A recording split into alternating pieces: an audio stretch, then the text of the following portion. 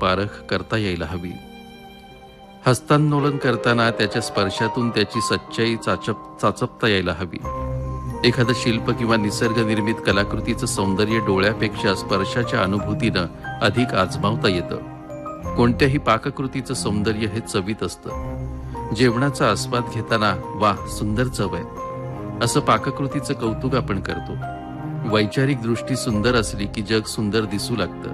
सौंदर्य दिसलं की आपल्याला आनंद होतो. आनंदी माणूस अर्थातच सुंदर दिसतो. तो अधिकाधिक सुंदर गोष्टी घडवू लागतो. जगातलं प्रत्येक ठिकाण, तिथली प्रत्येक वस्तू आणि तिथली सजीव सृष्टी या वेगवेगळ्या सुंदर कलाकृती असतात. त्यांच्यातल्या सौंदर्याचा शोध घेण्याची दृष्टी मात्र आपल्याकडे असायला हवी. आयुष्यातल्या प्रत्येक अवस्थेमधले, बऱ्या वाईट घटनांमधले, भेटणाऱ्या प्रत्येक माणसामधले खरं सौंदर्य शोधण्याची नशा आपल्याला जडायला हवी.